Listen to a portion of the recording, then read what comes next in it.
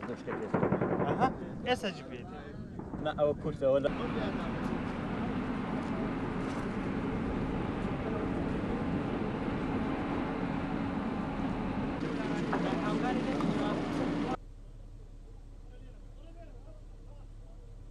اما کو تیم کورسات نیوز نکن ناف گنده عمر قابچ دانه و کو دیار هزن پشمرگی کردستان روبر توریستن داعش دبن توریستن داعش الفيري بچک قناص و بریا خوکجان هرج هزن پشمرگی کردستان دکنو هر دیسان جاکر تماشای زوربیا خانین وی گندی بکن السر هات نویسین اشلای بسلمان سنی و اوا گنده عرب نشینه شیعه نشینه و کو دیار جی زوربیا آواهی من خانیان اشلای توریستن داعش و لسر هند کسین سنی طابو کردینه.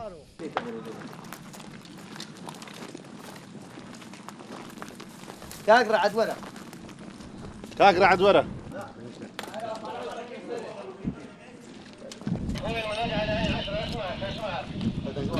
ايوه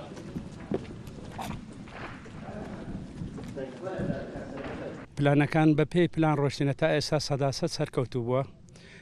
بەڵام هەموو شوێنەکان بە مەراحل دەگیرێت ئێستا تەوقمان کردو هەموو شوێنەکان حەفر و ڕەبایەمان لێداوە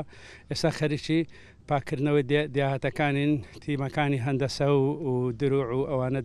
خەریکن ئەوە ئێستا خەریک پاکردنەوەی گوندی عومەر خارسی و خورشیباد و ئەو گوندانانە ئینشاڵڵا ئەمڕۆ تاسبەی هەموو گوندەکان پاک دەکەنەوە لە من و لە تەقەمەنی و ئەو عبواتی ناسیفە و شتانە برنامه ما هین بینن یه ساترایی شد کن پیشمرگی با وای ساتریت خو کم بکن مدوید برنامه پرکو پی بید گند دا کوش بر میناجی گلک مین رشکرینه ریگ خانی گلک مین رشکرینه دا کو گیانا پیشمرگی بیتا پاراستن سوی اساسی مدوید مرحله وان گندا پاک برای دو روزه بحشیق بحزان و همه گندن در دوره کندجر محاصره هزم پیشمرگی کردستان و اونها مدرس بگیره پاکش کردن پاشماین تروریست داعش الوان دورا ابرو چند قولکا و هزم پیشمرگی کردستان هرشی سر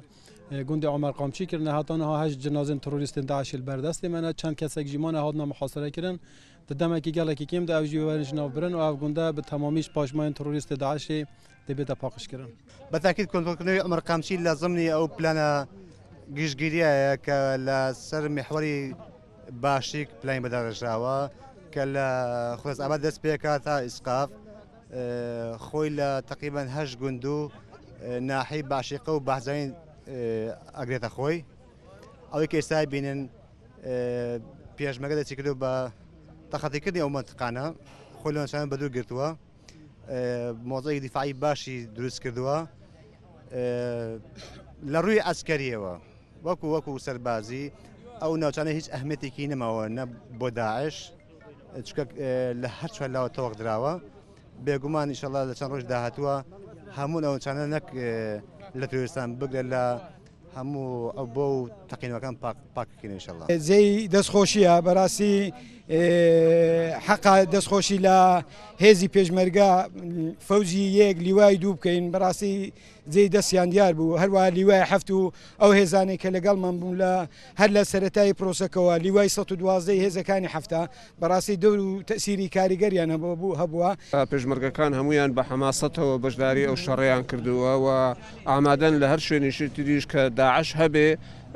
باش بكنوا او نافسانه طبعا افغاندايد محاصره بي اول دو روزه من محاصره ساتر میدان افرو کوپراسیونا پاکش که نواگونا ما دست بکر ساعت تقریبا 12 و نیم دست بکر حتی بگاوه کودایی به هات 8 جنازه تو بگاوه دست پیشمرگی قهرمان دا هفته ما یه خوبه شارته احتمال اینجا دست بکنه و جاره کادی و هفتاجی خب پاکش کنیم بگونده حتی بگاوه هر اوه بیاو معنویت که زور برزو بلند بی پیشمرگا و کوشیرا بيرا وصانو كنت هم كنترول كرو شاشاب جنازه تماجي بعد سنه بين كو قرا كان الله جي نشانه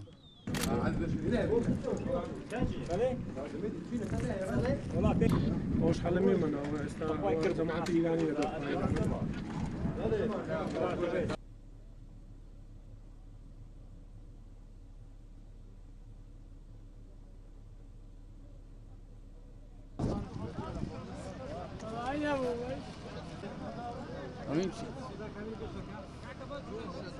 زور خوشحالین دی خواب لی بساو و هر جایک امر فرمان بیل سر و پیشمرگه تنازل نکرد و پیشمرگه دستینی شکر با خوا هیچ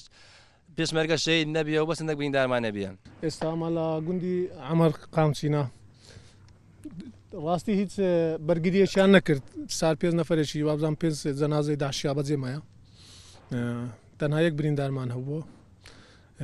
تەقەیەکی وردی لێمەیە گەنە هەمووی خاین کرایەوە هیچی لێ نەمایە. عدد قناس ما ئێستاش هەمەرەکان دەورانی لێدا ئیشەڵات 10 دقەیەکی ئەوژی کۆتاییت 2 عدد قناس بێ ئێستا یەک وا دەوران لێدا ئاگریان بەردای یەک عدد قناس ما ئیشەڵاوش 10 دقەیەکی ئیشەڵاوش دێ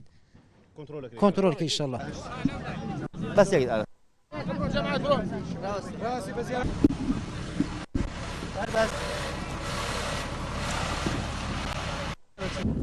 چه دقیقه باشی؟ هو ساندیان نه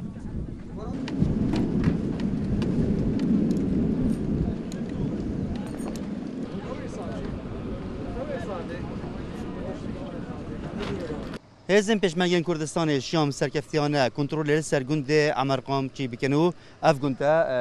کە دەرجێ کۆنتڕۆل هێزن پێشمەرگی کوردستانی و ئاڵای کوردستانی لەسەر سەرجەم ئاڤاهیên ئەوی گوندی هاتە بلندکردن و تیرۆریستên داعش nava vî gundî da hatine şinavbirin. Rehat Omer, Kursat News, gundê Emerqabçî. هەی کوردستان بە فیدات بم ئەتۆ دلی کوردانی دەریایەکی دروست کرد بە خوێنی شەهیدانی تا بڵێ خۆشەویستی لای بادینی و سۆرانی با هەزاران گەنج و لاو بۆ تۆ بۆنە قوربانی ژیانی پاکیاندانا بۆ خاک و نیشتیمانی دایکی شەهید مەگیریێ تۆ دایکی هەمومانی بە فیدای ئەو خوشکەی بم نەماوە برایەکانی